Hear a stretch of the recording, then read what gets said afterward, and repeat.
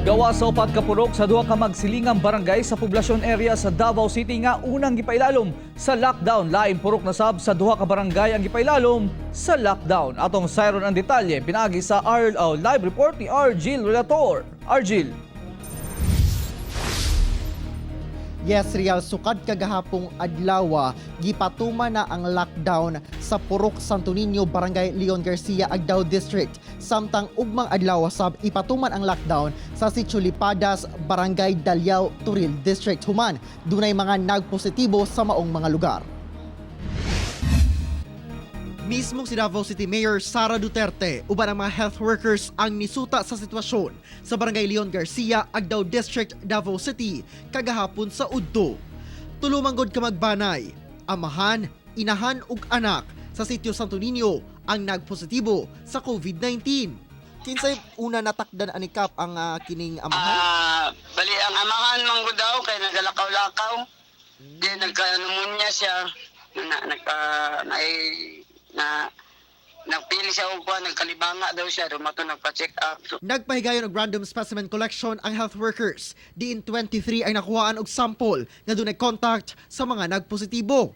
Gisugda na ang pagpailawom sa lockdown sa Sitio Santo Niño. Diin dunay gibana-banaang 200 ka mga individual nga apektado.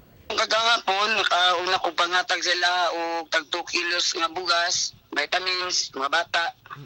O vitamins sa dagko, paracetamol, Risol, noto kong giuna pero naplano mi sa barangay nga patahan na mong ilahang pagkaon. Nakatakda sa mga ipailawom sa lockdown ang Sitio Lipadas sa Barangay Daliao, Turil District sugod alas 12 sa Udto sa April 24. Ang entrada sa maong sitio dunay nakabutang nga babag. Upat manggod ka mga residente ang natalang nagpositibo ug dunay namatay. So far Kap, ang nabilin diha nagpakita og sintomas o asymptomatic ning mga nabilin diha? So pa karon asymptomatic pa sila san.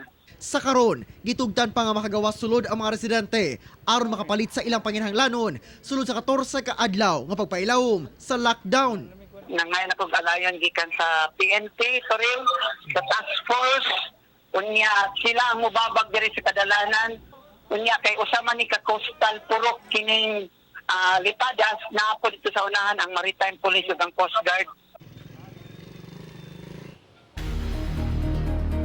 Real sa gipakanaog nga kining barangay memorandum ni Barangay Santo Niño sa Tugbok District, Kapitan Carlos T. Del Rosario, ipailawom na sa partial lockdown ang tibuok Barangay Santo Niño. Kini human do na say nagpositibo sa ilahang barangay. Diin sumala pa ang food and medicine pass i-honor lamang gikan alas 6 sa buntag hangtod na alas 9 sa buntag, umubalik kini kan alas 3 sa hapon hangtod na alas 6 sa gabi. Apano kato mga essential workers nga mahimo kuno nga makasulod gawas gihapon sa maong barangay. Hinuon sa karon padayon pa ang kining discussion o meeting sa barangay ingon man ang mga pulis no sa Tugbok Police Station aron hisgutan ang pagpatuman sa security measures sa patumang lockdown ugmang adlaw. Real. Okay, daghang salamat Argil Relator.